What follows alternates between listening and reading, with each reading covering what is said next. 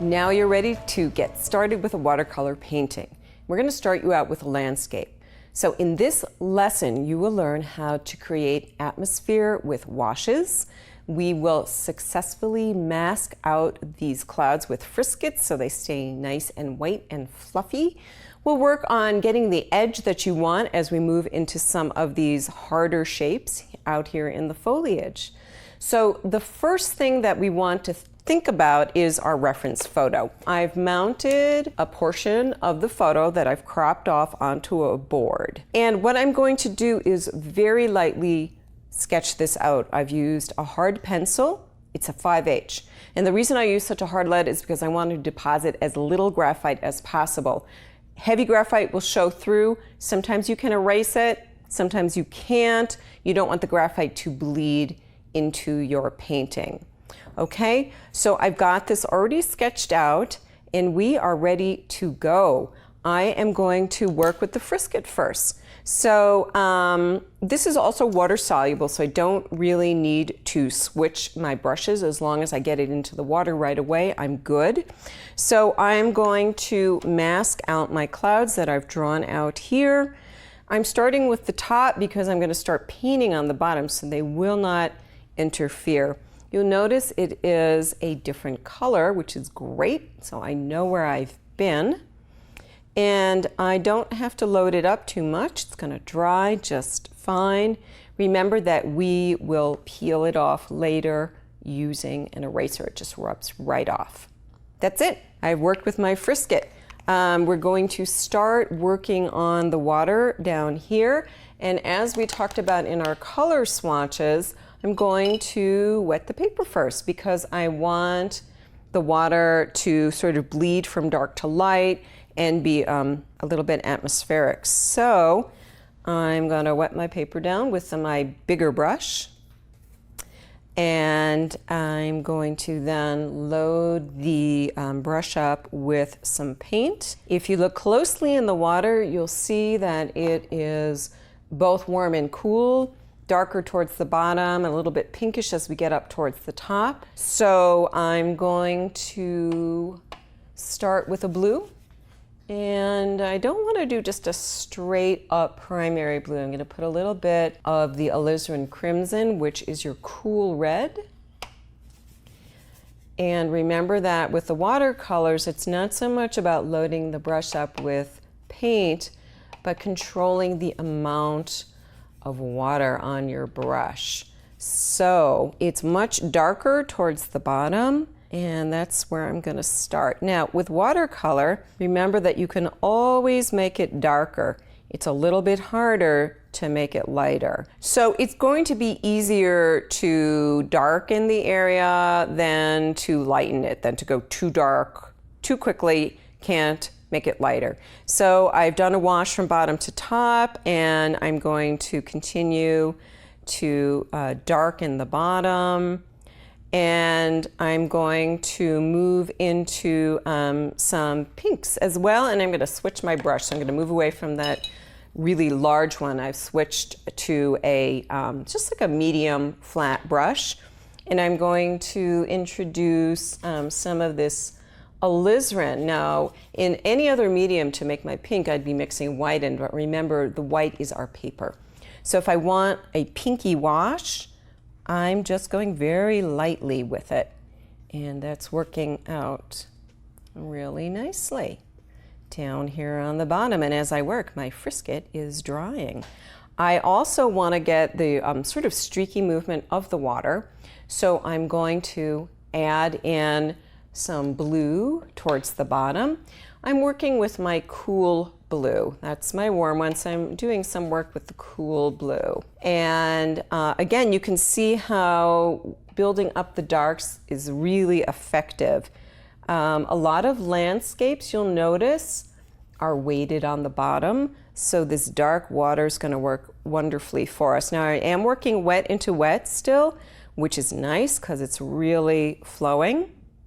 And I'm sort of turning my brush and using flats and sides And I would want, I think, to wait for this to dry before I continue with it. So now I can move into other areas. And you really have to plan what areas you're working into, because I don't want my water bleeding into my land masses. A good thing to hang your hat on in terms of where you are is to establish darks in larger areas. So I am going to continue working and mixing some other colors. So as I continue working on the painting, remember that I can make my darks darker, but once I put them down, I can't make them lighter. So you need to approach your darks very cautiously. You can do some lifting, but once it's dry, it is there. So I've got two different blues. Remember, I have my cool blue, my ultramarine, and my warm blue, which is the cyan or cerulean. So as I was in the water, I was working with the cool blue, and then as I switch into the grass, which is really warm, I switch to my warm blue. So remember that this whole painting doesn't get accomplished with one brush. You need to switch brushes. So for a larger, flatter area, larger, flatter brush. Smaller areas, I might switch to a round brush. So think about not just putting the paint on, but how you're putting it on, and also your tools. Sometimes with watercolor painting, you have to be patient and let things dry. You can walk away, you can grab a hairdryer, but if you're interested in having an edge-to-edge hard line, you really have to wait for the colors to dry. So remember, if you can't make an area lighter, what you can do to combat it is make another area darker. So by contrast, the darker area will make your lights look lighter.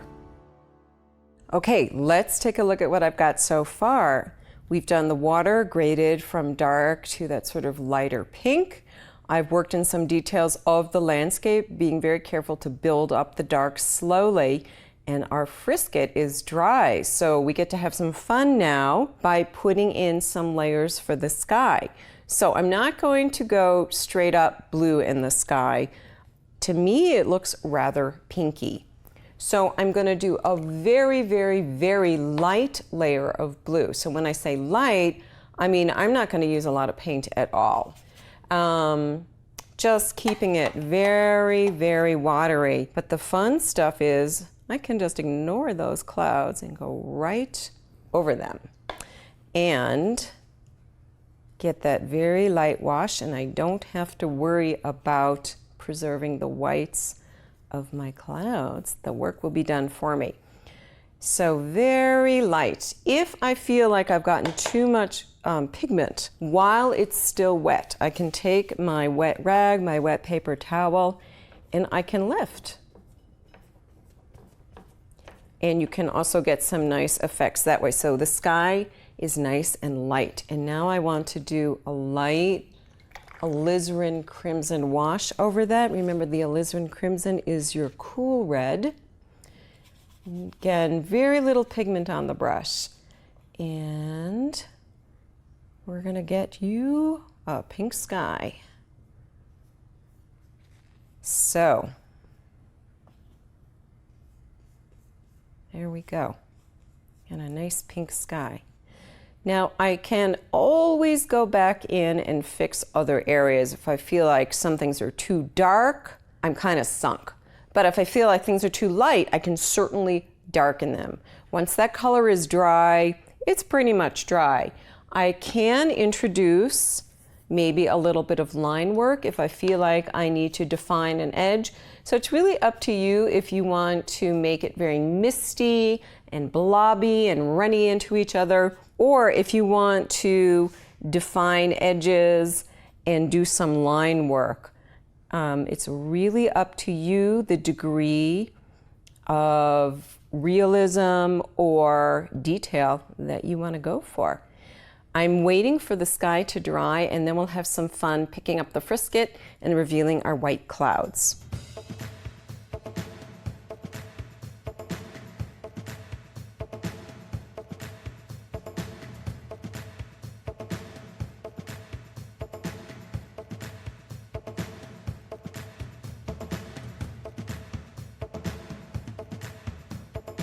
All right, so we put in the sky, we put in some line work, everything is dry, frisket's dry, sky's dry.